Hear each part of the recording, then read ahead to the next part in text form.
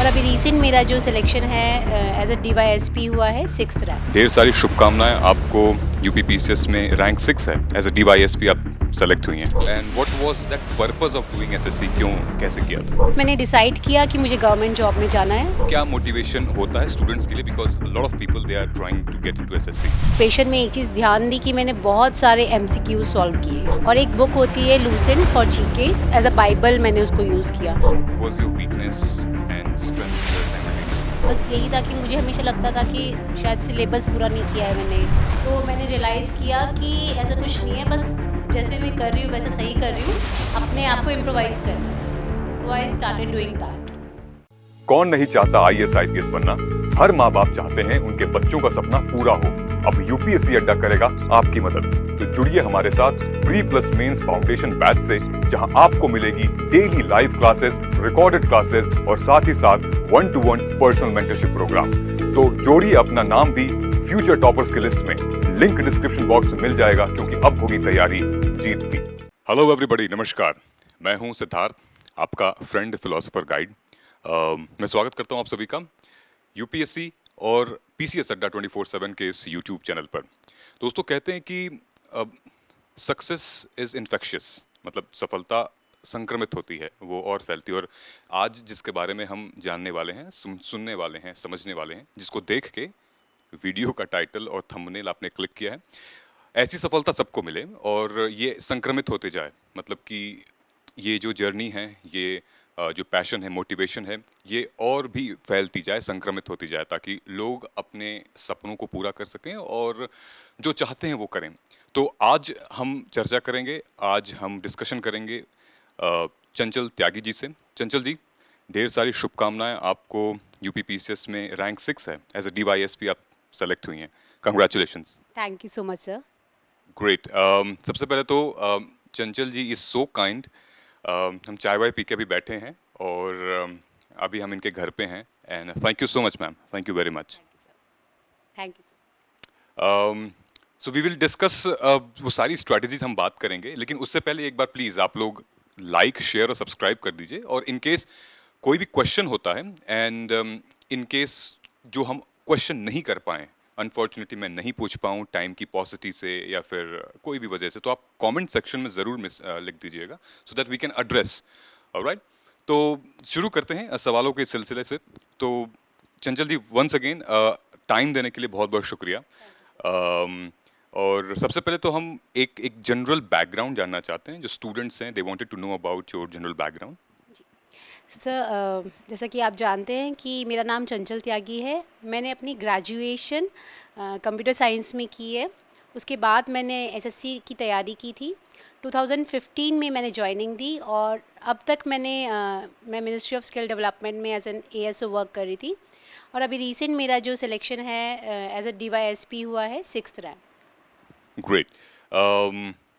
आपने जो current position है जहाँ पे आप जॉब कर रहे हो, so you cleared SSC CGL in 2015, right?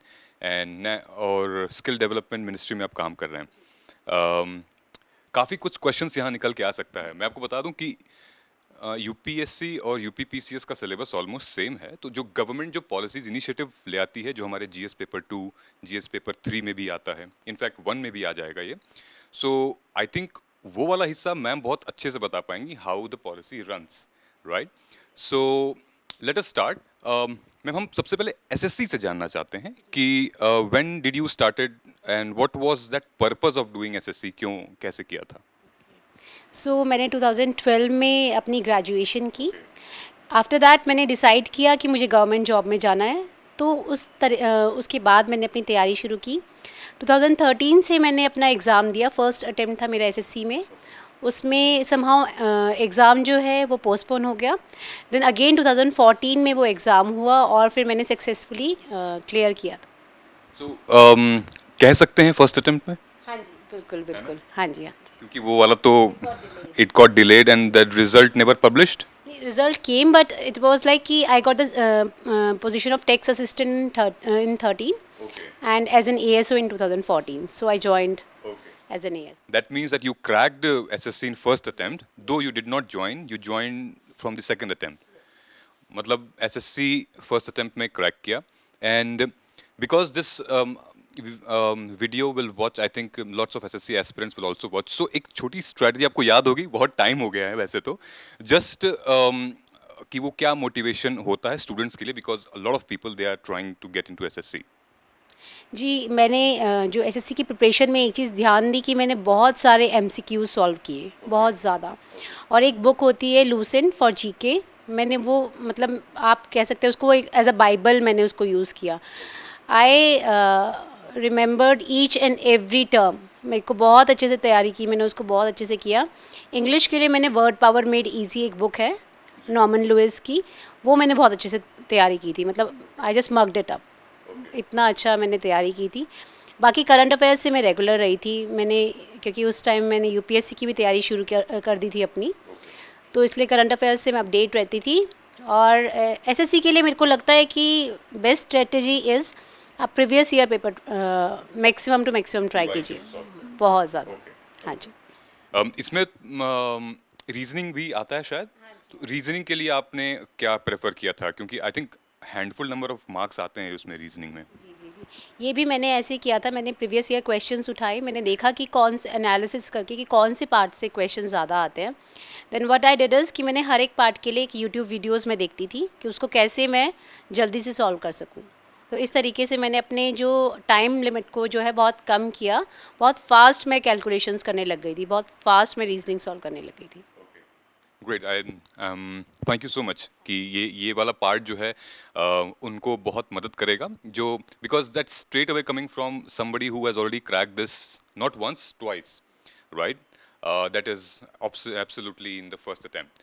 और थोड़ा सा आगे चलते हैं, जैसे कि मैम ने जिक्र किया कि यूपीएससी के बारे में, सो एसएससी के बाद फिर वो यूपीएससी का कहाँ से वो ख्याल आया और वो कनेक्शन एक बार जिक्र कर दीजिएगा। जी, मैंने जो स्कूलिंग थी वो दिल्ली पुलिस पब्लिक स्कूल से की थी और मेरे सिंस फादर भी पुलिस बैकग्राउंड से हैं, तो एक सर्विसेज के थ्रू के लिए हमेशा ये एक मेरे अंदर मोटिवेशन रही थी। मेरे फादर शुरू से ही मेरे को हमेशा गाइड किया है कि अच्छा ठीक है, आईएएस के लिए तैयारी करनी है, आईपीएस बनना है, मतलब ये इस चीज़ के लिए मेरे लिए हमेशा ही एक मोटिवेशन रही थी। उसके बाद मैंने अपनी जब जैसे मैंने बताया कि मैंने जब ग्रेजुएशन की, मैंने डिसाइड किया कि मुझे गवर्नमेंट जॉब में जाना है। देन गवर्नमेंट जॉब में भी आई हैड टू ऑप्शंस, एक एसएससी सीजीएल के थ्रू मैं एंट्री की मैंने और एक सिविल सर्विसेज, तो मैंने साइमल्टेनियसली दोनों प्रिपरेशन शुरू की थी। Initially I got into SSC CGL, उसके बाद मैंने अपना जॉब में आने के बाद मैंने अपना कंटिन्यू किया था। हाँ जी। यूपीएससी और यूपीपीसीएस कहते हैं मैम कि सिलेबस सेम है, 2018 के बाद चेंज हो गया था and it was a boon for UPPCS aspirant because syllabus थोड़ा सा सेम हो गया था। We will talk more about UPSC क्योंकि दोस्तों मैम ने यूपीएससी का अपना सारा अटेम्प्ट एग्जॉस्ट कर दिया है और उससे इनको जो सीखने को मिला है, जो लाइफ लेसन्स मिले हैं, और मैम ने फर्स्ट अटेम्प्ट में यूपीपीसीएस क्रैक किया है, ये आई थिंक उस 6 अटेम्प्ट के रिजल्ट का नतीजा होगा। और हम जानना चाहते हैं मैम कि यूपीएससी से जब आप तैयारी करें, because SSC and UPSC is totally different, it is totally different syllabus and the approach and the job is, so आपकी स्ट्रैटेजी यूपीएससी को लेके क्या थी? क्योंकि आई थिंक 2016 से आप कोशिश कर रहे हैं, 15 से, सो उस टाइम पे क्या स्ट्रैटेजी थी एंड लास्ट आपने कब दिया था यूपीएससी? 2020 में सर। 2020 में, सो आई थिंक वो 5-6 साल। सो एक निचोड़ आप बता सकते हैं, few learnings and few mega mistake and then क्या सीखा आपने? जी, सबसे पहले तो यूपीएससी की प्रिपरेशन के दौरान मैंने एक चीज़ जो सीखी थी वो that is the perseverance and hard work. वो चीज़ मैंने अपने हर एक अटेम्प्ट में, क्योंकि मेरा फर्स्ट अटेम्प्ट नहीं हुआ था, तो I did not got disheartened, मेरे को ये नहीं लगा कि भाई ठीक है मेरा नहीं हुआ, I again tried and I try till then जब तक मेरा मेंस नहीं क्लियर होता। Then in 2017 and 16 I got my mains cleared. उसके बाद मैंने इंटरव्यू के लिए, क्योंकि मेरे को जब मैंने फ़र्स्ट टाइम मेरा इंटरव्यू क्लियर मेंस क्लियर हुआ था, मेरे दिमाग में ये था कि पता नहीं मेरे मार्क्स कितने आए होंगे, कितना मैंने कैसे परफॉर्म किया होगा। तो मुझे लगता है कि हमें हर एक स्टेप पे बहुत कॉन्फिडेंट रहना, दैट इज़ मोर इम्पॉर्टेंट। क्योंकि जब आपका अंदर एक कॉन्फिडेंस रहता है कि ठीक है आपने बहुत अच्छे मार्क्स से क्लियर किया है, तो आप इंटरव्यू में भी उतने ही कॉन्फिडेंस से आप परफॉर्म करते हैं। लेकिन मुझे लगता है कि एक मेरी मिस्टेक रही थी, क्योंकि मैंने अपने आप को थोड़ा अंडर एस्टिमेट किया ड्यूरिंग माई फर्स्ट मेंस, जो मैंने फर्स्ट मेंस क्लियर किया था। जब आप अंडर एस्टिमेट कह रहे हैं, सो व्हाट द क्या पैरामीटर्स थे? एक्चुअली आई थॉट कि जैसे मैंने परफॉर्मेंस किया है, जैसे मैंने आंसर्स लिखे, may be that was not perfect type. जैसे क्योंकि मैं आप लोगों की कॉपीज़ देखते हो, टॉपर्स की देखते हो, आपको लगता है कि यार ये तो बहुत अच्छा लिखते हैं, then you start comparing yourself. That should not be there, because आप जैसे आंसर करते हैं, आपका जो लिखने का तरीका है, आपका जो क्वालिटी है, ओनली जो एग्जामिनर है वही असेस कर सकता है। तो हमें अपने आप को किससे कंपेयर नहीं करना है। That is the lesson I got, कि एक कॉन्फिडेंट रहना है, और दूसरा अपने आप को किसी से कंपेयर नहीं करना है, बस अपनी मेहनत लगाए रखनी है। राइट, आई मीन ये बात बहुत अच्छी बोली आपने कि टॉपर्स के आंसर्स वीडियोस देखते हैं। I think that is watchable. हम देखते हैं, एक इंस्पिरेशन मोटिवेशन मिलती है, एक आइडिया मिलता है। हम सब ने देखी, आपने भी देख ही रहे होंगे, आप मैम को भी देख रहे होंगे इस वीडियो में। But do not compare, right? So that ये बच्चों 6 साल के अटेम्प्ट का ये बहुत बड़ा निचोड़ मैम जो बता रही हैं वो है, just please do not compare. वो तो मैम स्ट्रेटजी भी हम अपनी बनाते हैं ना, कंपेयर नहीं करते हैं स्ट्रेटजीज को। मुझे ऐसा लगता है कि हमें सबको देखना चाहिए कि वो कैसे आंसर कर रहे हैं, बट अपने आप को किसी से कंपेयर नहीं करना है। Everyone is unique. आपको नहीं पता कि आप कैसा करके आए हैं, और आप maybe you get selected as an IAS और आईपीएस। तो मुझे ऐसा लगता है कि अपने ऊपर कॉन्फिडेंस रख के मेहनत करनी है, बस वही हमारा लेसन होना चाहिए। हाँ जी, एब्सोल्युटली। इन फैक्ट जो नोट मेकिंग होता है, lot of students they ask about note making, revision, और फिर वो इमिटेट कर लेते हैं उसको। वो फिर एंड देन वो कहते हैं कि हो नहीं रहा है। तो जब तक वो खुद से नहीं आएगा, सो आई थिंक वो स्वामी विवेकानंद जी का, रविन्द्रनाथ टैगोर जी का वो हमेशा से कहना कि सेल्फ रियलाइजेशन बहुत ज़रूरी है, कि what is your weakness, what is your strength.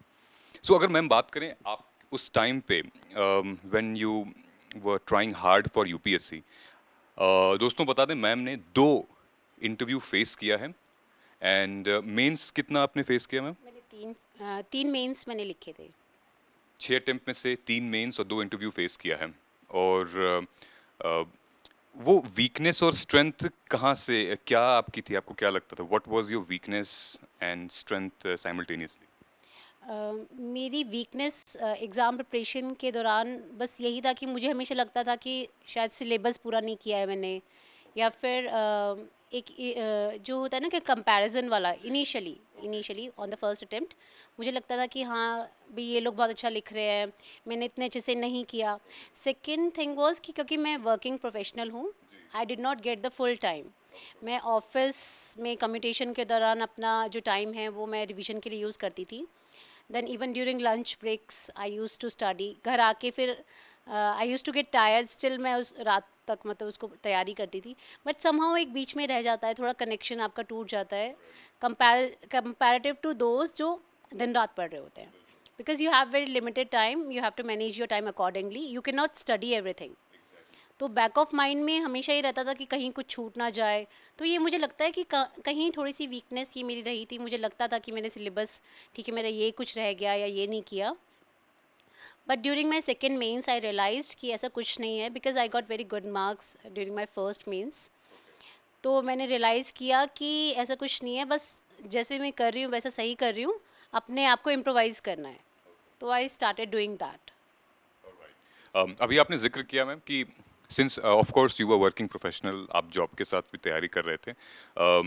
2 चीज़ें यहाँ पे हम पूछना चाहेंगे कि जॉब के साथ, because SSC lot of people they crack, but वो फिर उस फ्लो में जॉब करते हैं and then they retire from that post, right? And which is definitely consistency एक जॉब में अच्छी बात है, but you plan to do something different which was your dream, right, from the childhood dream. So job के साथ साथ कैसे चलता था? प्रेशर तो ऑफ कोर्स हर काम में उतना प्रेशर है। इसमें बेसिकली ये था, एक तो मेरे मोटिवेशन जो हमेशा मेरे फादर हमेशा मुझे मोटिवेट उन्होंने किया, मेरे ब्रदर भी जो कि तैयारी कर रहे थे साथ साथ, तो वो मुझे अपडेट करते रहते थे कि क्या चल रहा है आजकल। उसके बाद ऑफिस आवर्स में मैं ये ट्राई करती थी कि मैं जो से होता है कि थोड़ा ब्रेक वगैरह लेते हैं वो सब नहीं लेती थी। अपना मैं लंच के ड्यूरेशन में भी अपने यूट्यूब वीडियोस देखती थी, करंट अफेयर्स देखती थी।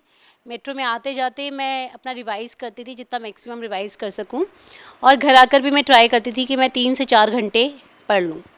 तो ये मेरा हमेशा से ही काफ़ी टाइम से जितना भी मेरी प्रिपरेशन ड्यूरेशन रही है, मैं कंसिस्टेंट रही हूँ मैं इस चीज़ में ना। और जो सोशल गैदरिंग्स थी मैं थोड़ा लिमिट करती थी।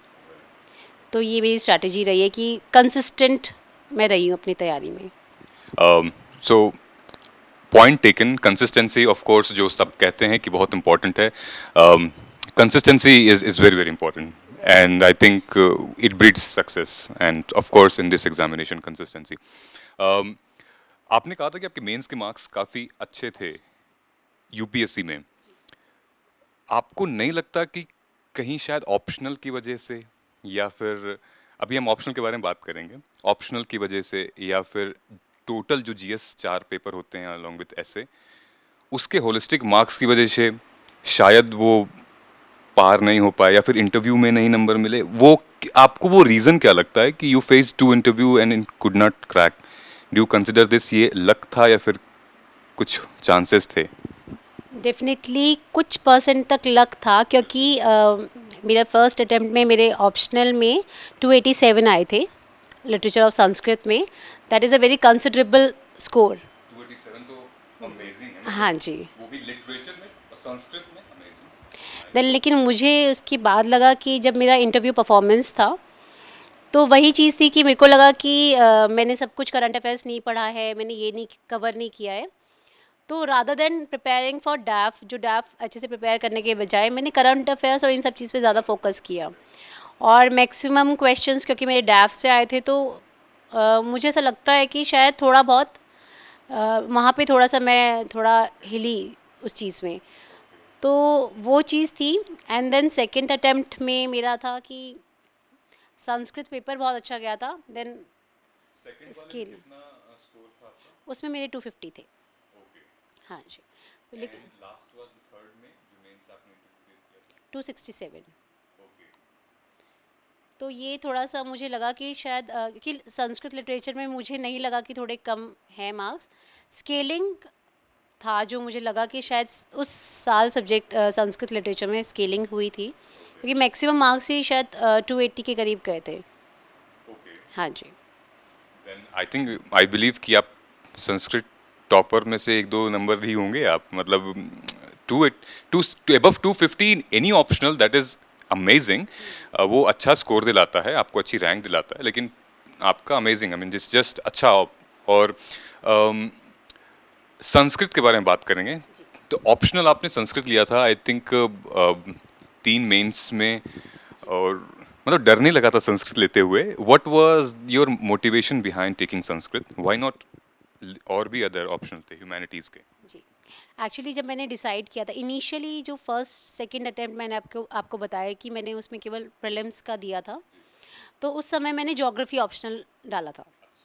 तो ज्योग्राफी ऑप्शनल भी ऐसे डाला था क्योंकि मेरे रिलेटिव्स और मेरे आसपास काफ़ी लोगों ने ज्योग्राफी ऑप्शनल लिया था, और मैं क्योंकि उस टाइम एसएससी सीजीएल की तैयारी कर रही थी, वहाँ पे एक सेकंड अटेम्प्ट में तो मैं ज्वाइनिंग मैंने की हुई थी, तो फिर मैंने बस ज्योग्राफी तब मैंने ऐसे ही डाल दिया। लेकिन जब थर्ड अटेम्प्ट में मेरा प्रीलिम्स से जस्ट पहले मैंने रियलाइज़ किया कि ऐसा कौन सा सब्जेक्ट है जो मुझे बहुत अच्छा लगता था। देन मैंने अपने स्कूल टाइम में सोचा कि अच्छा ठीक है, स्कूल टाइम में कौन सा सब्जेक्ट था। देन आई रियलाइज़ कि Sanskrit was my favourite subject. तो दैट वाज द पॉइंट, मैंने डिसाइड किया कि मैं संस्कृत ऑप्शनल लूँगी। Ma'am, if I talk about, let's say if I wanted to prepare for civil services and I want Sanskrit as an optional, तो क्या resources मिलने easy हैं, या फिर क्या थे रिसोर्सेज, कहाँ से मिले, PYQs कैसे मिले आपको, वो यहाँ इम्पोर्टेंट होता है? जी, तो इनिशियली तो ये हर्डल मेरे लिए भी था, क्योंकि संस्कृत एक ऐसा सब्जेक्ट है जिसका स्टडी मटेरियल इतना इजीली अवेलेबल नहीं है। तो उसके लिए मैंने, हमारे यहाँ पे एक राजेंद्र सर थे, संस्कृत के प्रोफेसर हैं वो, मैंने उनको कंसल्ट किया, उन्होंने मुझे गाइड किया।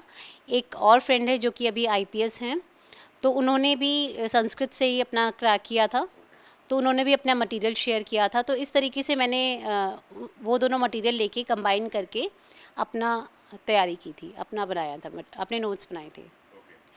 मैं आपको याद होगा कि जो 2 इंटरव्यू आपने फेस किया था, मार्क्स कितने थे टोटल? फर्स्ट इंटरव्यू में मेरे 156 थे, देन सेकंड इंटरव्यू में आई थिंक 147 थे। तो ओवरऑल मार्क्स जो हम मेंस और इंटरव्यू के आते हैं, ऑप्शनल टोटल 996 थे मेरे फर्स्ट इंटरव्यू, हाँ जी। एंड देन नेक्स्ट में I think 906 something. And this the last you faced ये 2020 में? हाँ जी, हाँ जी, and that was your last attempt? Last attempt. Okay. If I had to put myself under your shoes, आखिरी अटेम्प्ट में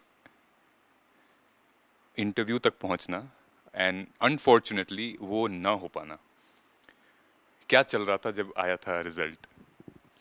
definitely बहुत डिसहार्टनिंग था उस समय क्लियर ना होना, बट सबसे बेस्ट थिंग थी कि मेरी फैमिली मेरे साथ हमेशा रही।